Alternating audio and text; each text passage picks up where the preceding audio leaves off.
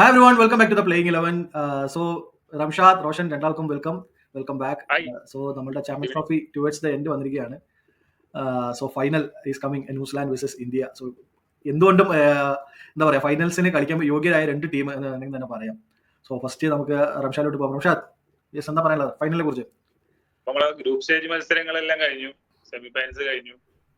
Well deserving ആയിട്ടുള്ള രണ്ട് ടീമാണ്. റീസെന്റ് ഫോം വെച്ചിട്ട് ഫൈനൽ കളിക്കാൻ എന്തുകൊണ്ടും യോഗ്യമായ രണ്ട് ടീമാണ് ഫൈനലിലുള്ളത്.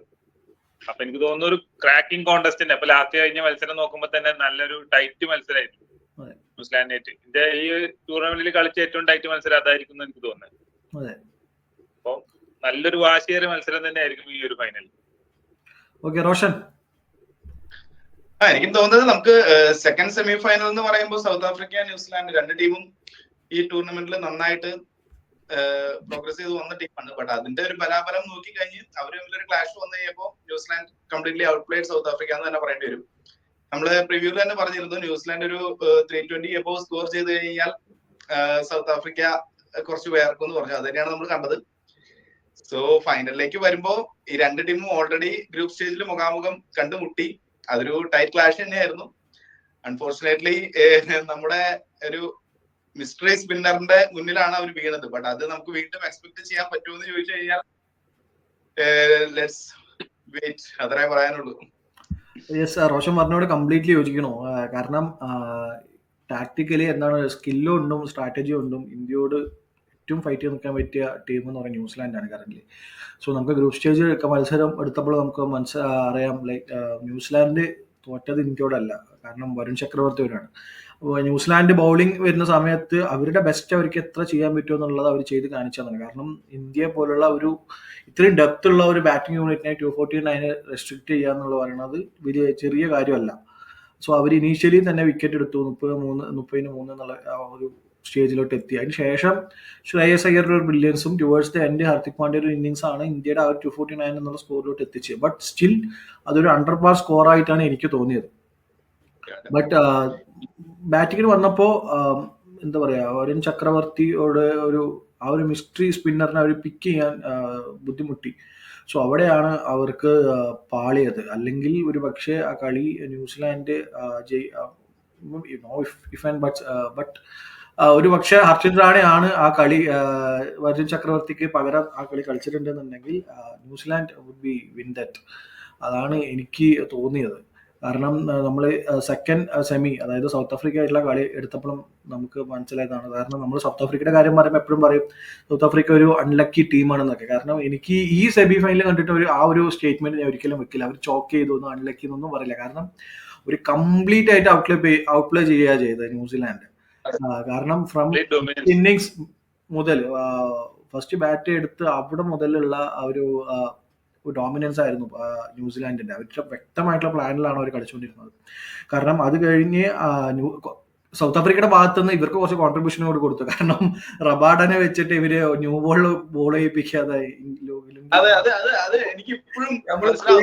പറഞ്ഞതാണ്. നമ്മള് സൗത്ത് ആഫ്രിക്കയുടെ മെയിൻ അവരുടെ മെയിൻ എന്തായിരിക്കും വെച്ച് കഴിഞ്ഞാൽ മാർക്കോ യാൻസൺ റബാഡയുടെ ന്യൂ ബോളിൽ അവര് എത്രത്തോളം അപ്രണ്ട് സ്ട്രൈക്ക് ചെയ്യുന്നു അത്രത്തോളം അവർക്ക് ചാൻസ് ഉണ്ട്. കാരണം എന്നിട്ട് അവര് റബാഡിക്ക് ഓവർ കൊടുത്തില്ല. അപ്പൊ അങ്ങനത്തെ മണ്ടത്തരങ്ങൾ കാണിച്ചിട്ടും ന്യൂസിലാൻഡ് കുറച്ച് ഫേവർ ചെയ്ത് എടുത്തു.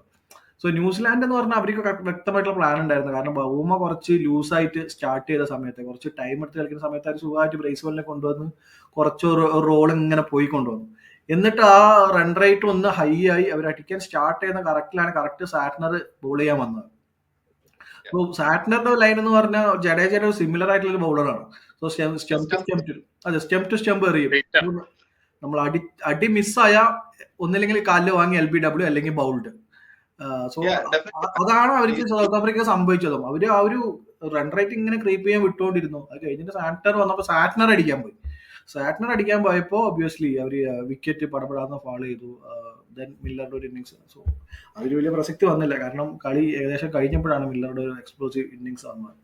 സോ ടാക്ടിക്കലി എന്താ പറയാ, ന്യൂസിലാൻഡ് എപ്പോഴും ഒരു അപ്പർ ഹാൻഡുള്ള ഒരു ടീമാണ് എല്ലാ ടീമും അനുസരിച്ചു. അതേപോലെ തന്നെ ടാക്ടിക്കലി ബ്രില്യൻ്റ് ആയിട്ടുള്ള ഒരു ക്യാപ്റ്റൻ ടീമുമാണ് ടീം ഇന്ത്യ.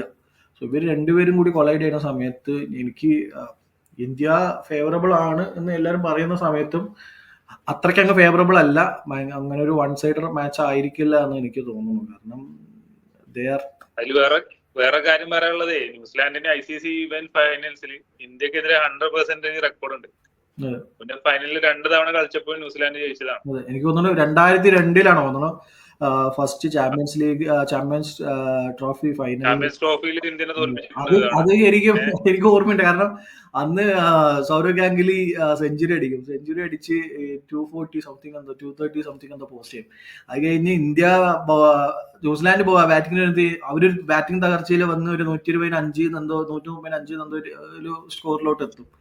അപ്പോൾ ജയം ഉറപ്പിച്ചു എന്നുള്ളത് നിങ്ങളെ ക്രിസ് കെയിൽസ് എന്ന് പറഞ്ഞ അന്നത്തെ ഒരു ഓൾറൗണ്ടർ ഉണ്ടല്ലോ.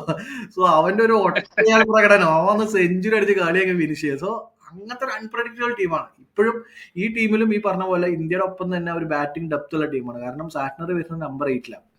സോ നമ്പർ 8ലെ സാറ്റ്നർ വരിക എന്നുള്ളത് എന്താ പറയാ, അത്രയും ബാറ്റിംഗ് ഡെപ്ത്. അപ്പോൾ ഇന്ത്യയിലാണെങ്കിൽ ജഡേജ വരുന്നത്.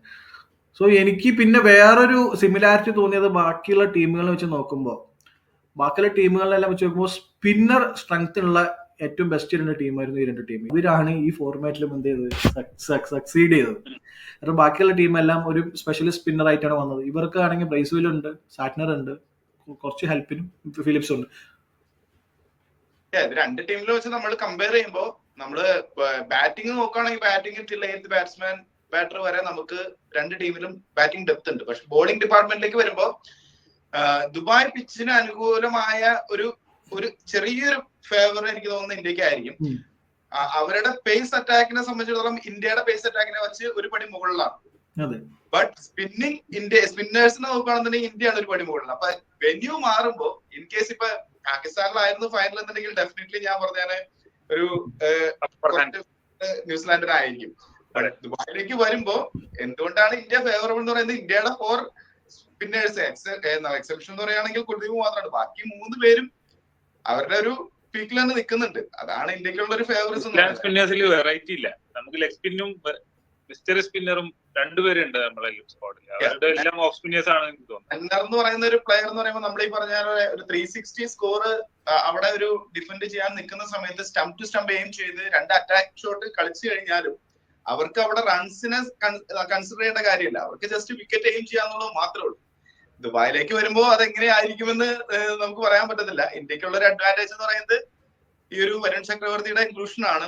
എനിക്ക് തോന്നുന്നത് സെയിം 11 തന്നെ ആയിരിക്കും. എന്തെങ്കിലും ഒരു ചേഞ്ച് വരുന്നുണ്ടെങ്കിൽ മിക്കവാറും ഈ കുൽദീപിനെ മാറ്റി വാഷിംഗ്ടണിനെ കൊണ്ടുവരുമോ ഇല്ലയോ എന്ന് മാത്രം കണ്ടാൽ മതി. ഇല്ല, അത് എനിക്ക് തോന്നുന്നില്ല. കുൽദീപ് എന്നെ മെജോറിറ്റി കളിക്കും. എനിക്ക് ലാസ്റ്റ് ടൈം തോന്നുന്നില്ല. ഞാനിത് സ്പോർട്സ് ചാനലിൽ കണ്ടത് ഷമിക്ക് പരിക്കാണ്, ഷമിക്ക് പകരം അർഷദീപിനെയാണ് ടീമിൽ എടുക്കുന്നതെന്ന് ഞാൻ കണ്ടിട്ടുണ്ടായി.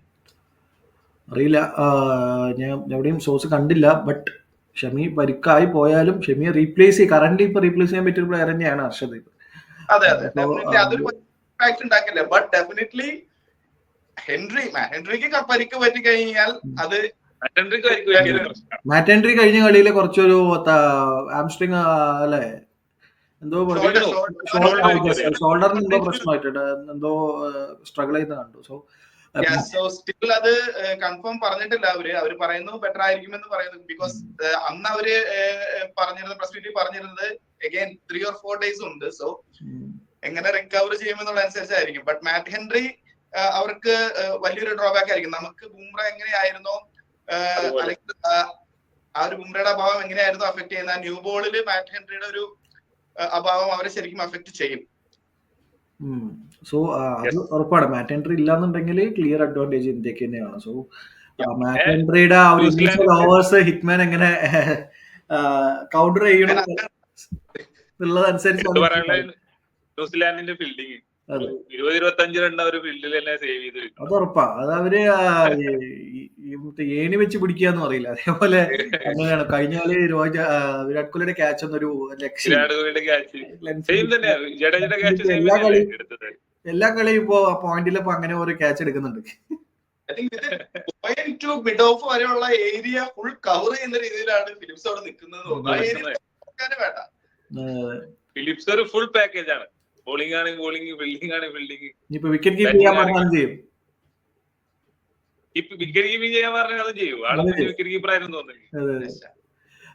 സോ എന്താ പറയാ, ലാസ്റ്റ് 14 കളി ടോസ് കിട്ടിയിട്ടില്ല രോഹിത് ശർമ്മയ്ക്ക്. ഇപ്പൊ 15ാമത്തെ കളിയാണ് തോന്നുന്നു ഐ ഗസ്. അപ്പോ വീണ്ടും ടോസ് വേണ്ടി വരികയാണ്. ടോസ് എന്തെങ്കിലും ഒരു വലിയ ഘടകമാകും റോഷൻ? ടോസ് വലിയൊരു ഘടകമായിട്ട് തോന്നിയിട്ടില്ല ഇതുവരെ. ടൂർണമെന്റിൽ ഇതുവരെ അങ്ങനെ ഒരു മത്സരം വന്നിട്ടില്ലല്ലോ ഇതുവരെ. ദുബായ് പിച്ചിൽ കഴിഞ്ഞ തവണ ടോസ് നഷ്ടപ്പെട്ടപ്പോഴും രോഹിത് ശർമ്മ പറഞ്ഞത് അവൻ ഒരു പെർഫെക്റ്റ് പ്ലാൻ കൊണ്ടല്ല വന്നത്, either bat or ball. So അങ്ങനെ ഒരു സിറ്റുവേഷനിലാണെന്നുണ്ടെങ്കിൽ രോഹിത് ശർമ്മ പറഞ്ഞത് it's better to lose the toss. തീരുമാനം നമുക്കില്ലാന്നുണ്ടെങ്കിൽ, കാരണം ഫൈനൽ പോലെ എസ്പെഷ്യലി ദുബായ് പോലെയുള്ള പിച്ചിലാണെന്നുണ്ടെങ്കിൽ നമുക്ക് ടോസ് കിട്ടി ബാറ്റിംഗ് എടുക്കുന്നതായിരിക്കും നല്ലത്. പക്ഷെ ബാറ്റിംഗ് എടുത്തു കഴിഞ്ഞാൽ നമ്മള് ഓസ്ട്രേലിയ പോസ്റ്റ് ചെയ്ത പോലെ ഒരു 260, 270 ആ ഒരു സ്കോർ മിനിമം വരണം ആ പിച്ചിൽ. മിനിമം ആ സ്കോർ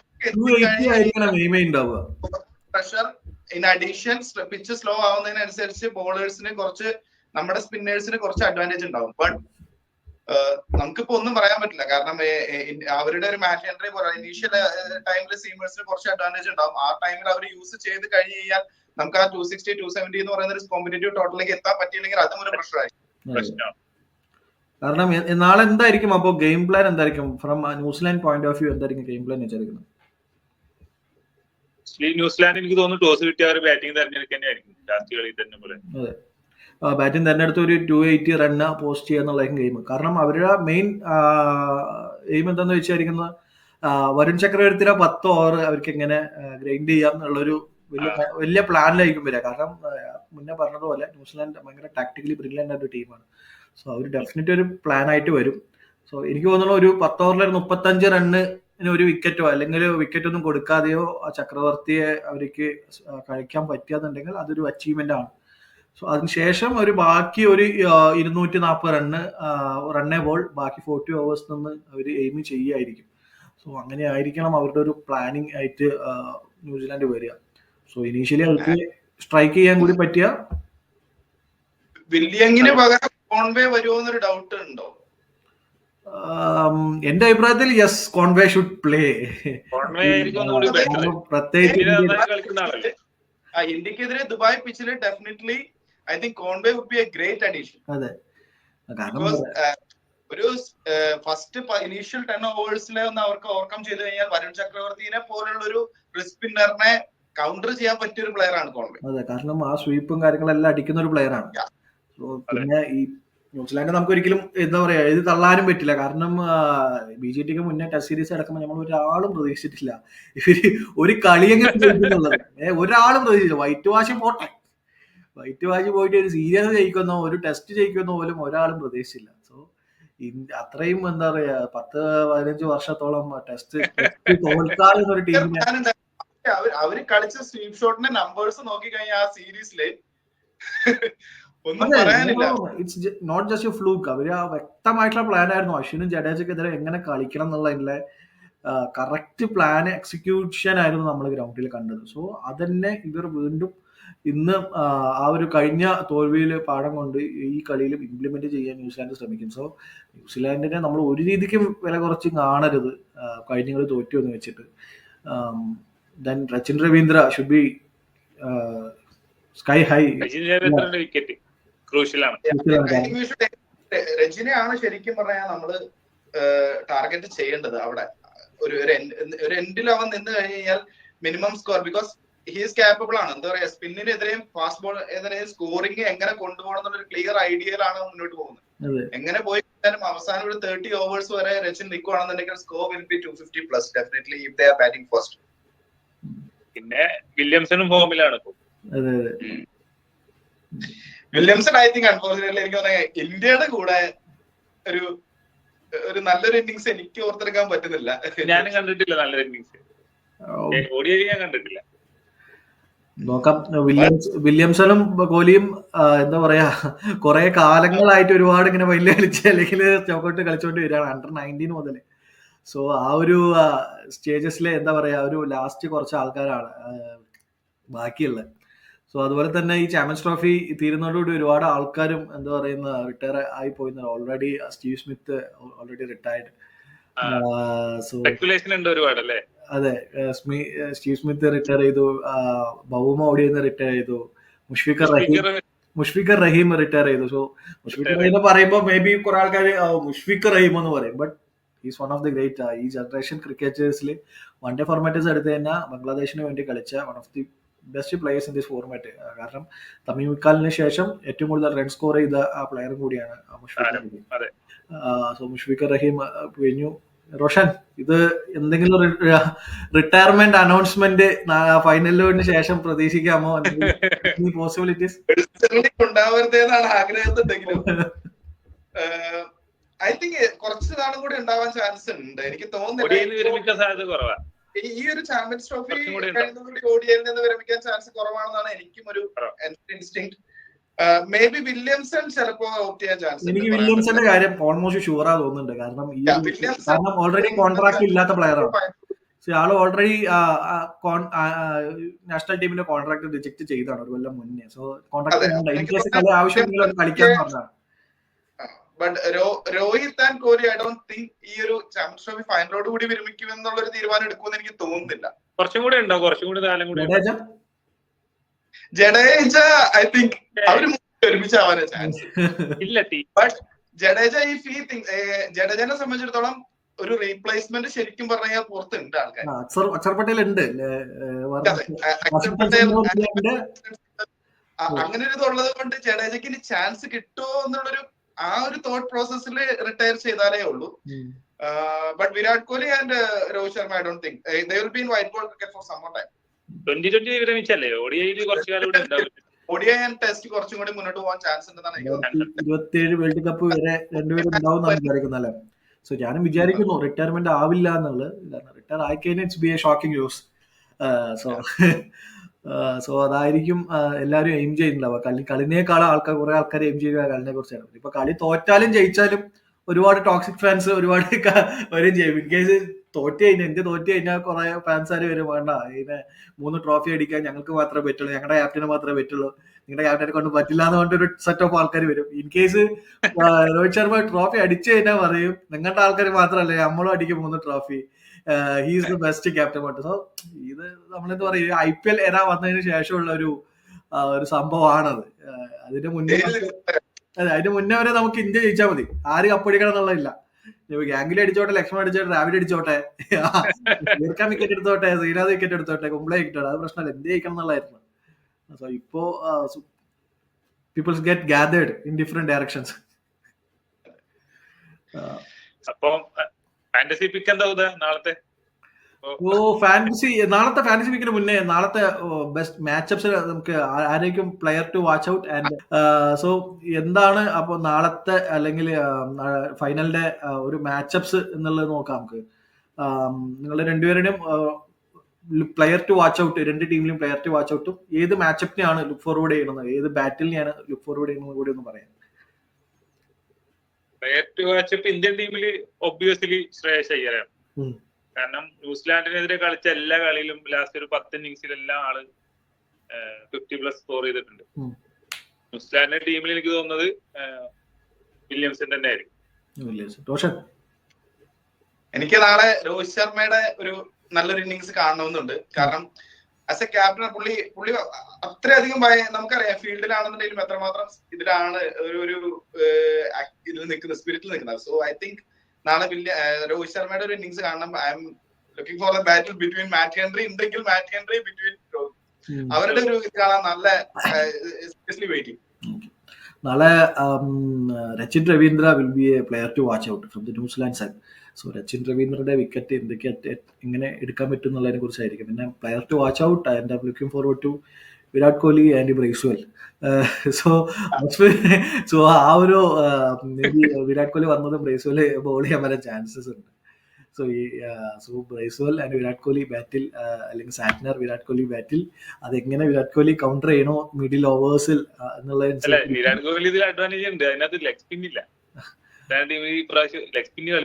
ലെഗ് സ്പിൻ ഇല്ലെങ്കിലും റീസെന്റ് നന്നായിട്ട് ലെഗ് സ്പിന്നർ മാത്രമല്ല വിരാട് കോഹ്ലിക്ക് ഇപ്പോൾ ശരിക്കും പറഞ്ഞു കഴിഞ്ഞാൽ ഒരു ഗുഡ് ലെങ്ത്തിൽ പിച്ച് ചെയ്ത് എവേ ഒരു 5th സ്റ്റംപ് ലൈനിൽ പോവാണെന്നുണ്ടെങ്കിൽ വിരാട് കോഹ്ലി സ്ട്രഗിൾ ചെയ്യുന്നുണ്ട് നന്നായിട്ട്. സോ ആ ഒരു മാച്ചപ്പ് നമുക്ക് നാളെ കാണാം. സോ എന്താണ് പ്രഡിക്ഷൻ, ആര് ജയിക്കും? Of course my prediction is India. Ramshad but definitely നല്ലൊരു ഇന്ത്യ. മാച്ച്. ഇന്ത്യ. നിങ്ങൾ രണ്ടാളും പറഞ്ഞ സ്ഥിതിക്ക് ഞാൻ ന്യൂസിലാൻഡ് കൂടെ പോകും.